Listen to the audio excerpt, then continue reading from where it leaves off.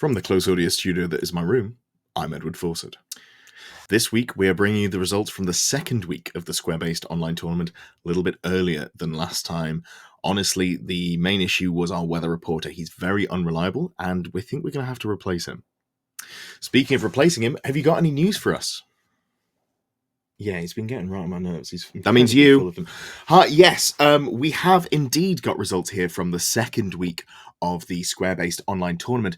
As you can see, the weather is looking significantly worse than last week. Some real cloud cover coming in from the north and southwest on both sides.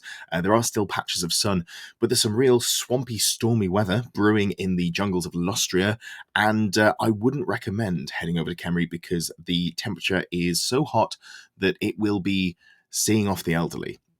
Not if you're past a certain point, once you get to a few hundred years old and you're a bleached skeleton, I guess you're pretty okay with that.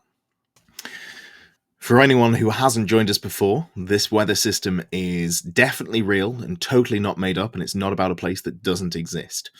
The top number is the temperature in Fahrenheit and not the current week's wind rate, and the bottom number is the temperature in Celsius and not the overall wind rate.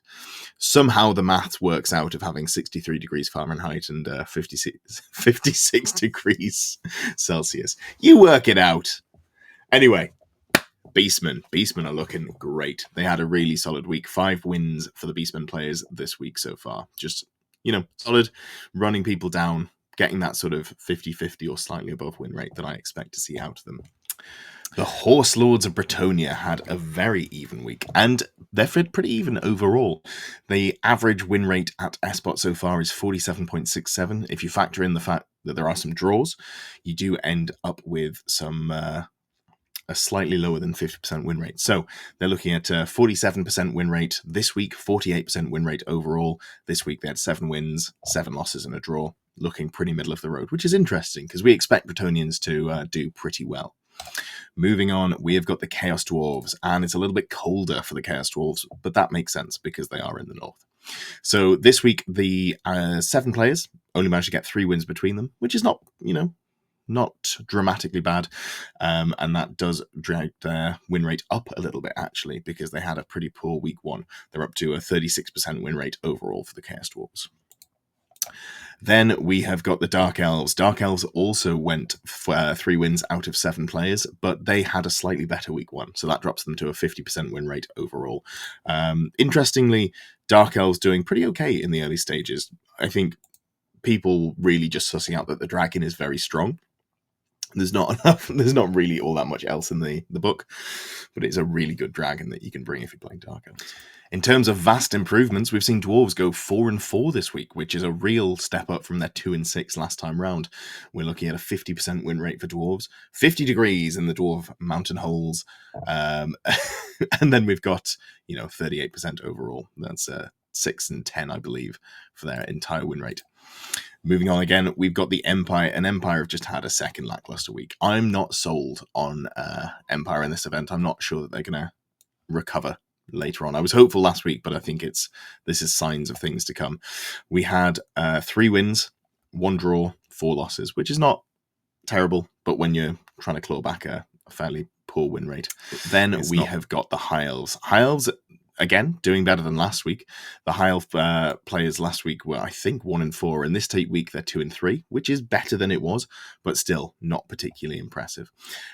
Quite surprising to me, honestly, because if Dark Elves are a faction that mostly just play around their dragon, and High Elves also just play around their dragon, and they have as good or maybe better dragons, slightly surprised that they're not doing better. Maybe it's the list design. I'll have to maybe look at that a little bit more in detail next. Then we have got a little bit of a stinker. Last week we had a 75% win rate for the Lizardmen. This time round, not a single win. Between all 4 players, no one managed to get a win. That is the danger when you've got a smaller win rate faction at an event like this. But that takes them down to only 38% overall, which is not too bad given that they didn't win a single game this round. We'll see how they shape up. It does take them all out of the top cut, which is interesting. No Lizardmen players in the top 16 guaranteed at this point. Moving on again, we've got Orcs and Goblins, and Orcs and Goblins had a significantly better place this week as well. Last week they had, I want to say it was something like a 25% win rate. This time round, they went 7-7, which is significantly better. We are seeing some good mixed results there. Troll Horde doing okay, and Grand Army doing okay as well. Another low play rate faction. This time we've got Skaven, 3 players, and this time one of the 3 players won. Last time it was 2, so we're looking at a 50% win rate overall. However, it is going to be just a single win. Pairings are up at the time of recording, and I am paired into the one Skaven player who's won both of his games so far, so I'm expecting a 0% Skaven win rate next week. Check in for when I lose. Then we have got the real big daddies of this event. Obviously, we all know the Royal Host is tearing things up. All 3 Royal Host players are 2-0 so far. Doesn't look like they're going to be stopped anytime soon. I'm expecting all of them to make it into the top cut, which should be a problem for everyone else. But they have maintained their win rate, and this time they've got a 76% win rate overall, which is 13 wins, 1 draw, and 3 losses. A fairly brutal prospect, actually. Tomb King's players really bringing the heat this time around. It'd be interesting to see how much of the top cut is Tomb King's. Probably more than you'd expect. You have to find out next week. And then we've got vampire counts. Vampire counts were looking really good last time round, but the undead not looking so hot this time. Going from a fairly solid 60% win rate last week, some fairly significant losses this time around as well. We've got 1s, 2s, there's some 4s and 6s in there as well, but some pretty hefty beatings. So it'd be interesting to find out why that would be. Then we're on to another one of the tournament favourites, I would say. I don't think they're the best army here, but they are pretty consistent. And this time round, they had a 50-50 win rate, 4-4, which takes them to a solid 56% win rate overall. Not looking too shabby for the Warriors of Chaos. Just a very reliable army. When your game plan is just go forwards and bring violence, I think it's... as long as the stats are good, you're going to have a fairly good win rate. On the other end of that, where the game plan is not straightforward and the stats are not necessarily good, we've got Wood Elves, the last army, and this time round, they had a slightly rougher go of it. They only had a 5-win, 5-loss, and 1 draw, which is not too shabby, given that the army is theoretically harder to play, but that puts them at a 45% win rate overall, taking them to 55% at this point. Now that rounds out the silly section of the show. There is something that I think people might be interested in, and that is having a look at how things are looking going into round 3. Now, obviously, the way this tournament is set up is that you've got a first part where we're all in separate pods. That is particularly split by region, so you're looking at, you've got 3 pods in Europe, you've got 3 pods in NA East, you've got 1 in NA West, you've got 1 in Oceana as well. So you've got fairly disparate players. As you can see here, we've got a good spread of who's got wins. There's, potentially 4 to 5 per group. That's where you're expecting to end up. So if you look at what we've got here, we've currently got 30 players that are undefeated. Now, it might get a little bit weird because they're split across pods, but I believe if we're going for top 16, that means that we might not actually have all players going into the top cut be undefeated. There might be 1 or maybe even 2 or 3 2 and a draw players, which would be very interesting.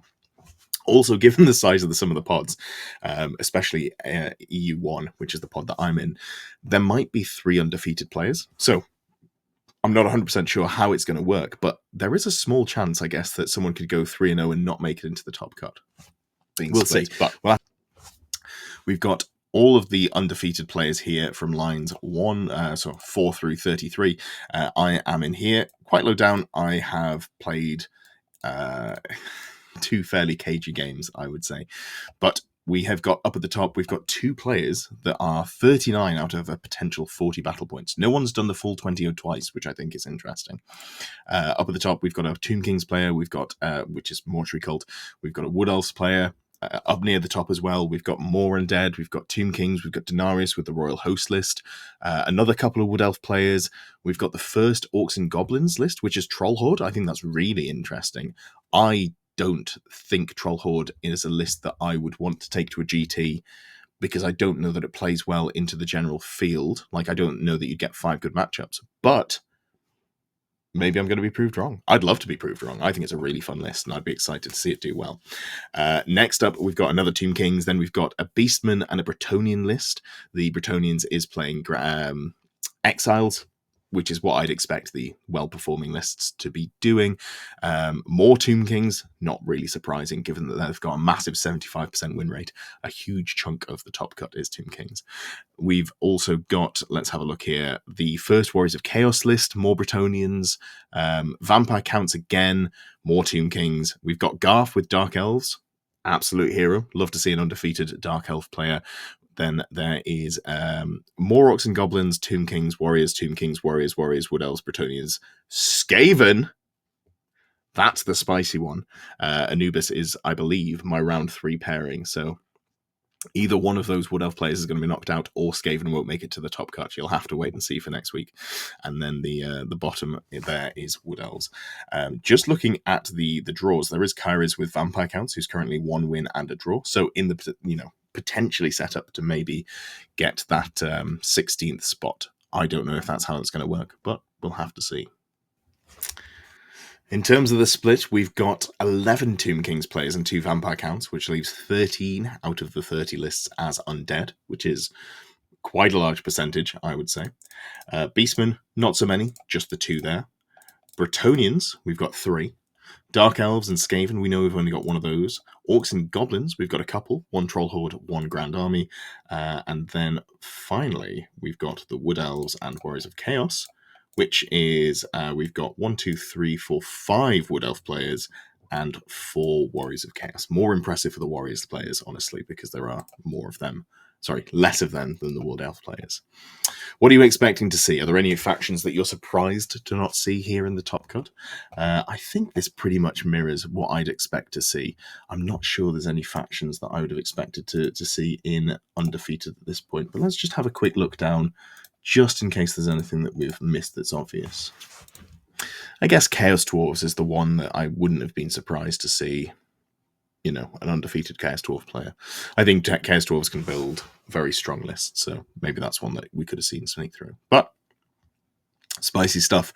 It's hotting up, and hopefully next round we see a few less Undead players. That's what I'm hoping for. Thank you for watching, and thank you to the support that I receive from my channel members. Huge thanks to the Grail Knight tier supporters, and also thanks to the Longbeards and the Fnatic tier supporters as well.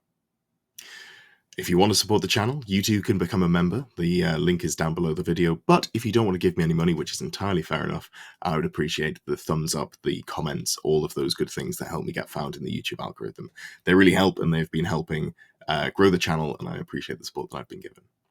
If you want to see more stuff and just engage in the community we've been building, there is a closer order Discord down below. It's not a VIP Discord, anyone can join, but there are some VIP sections for the YouTube members at Longbeard tier and above. Currently, I'm trying to get 2 videos out a week on a Thursday and a Sunday, and also doing 2 live streams. That's a Tuesday and a Friday. I do stick to this as much as possible. So, check me out. I'll see you around.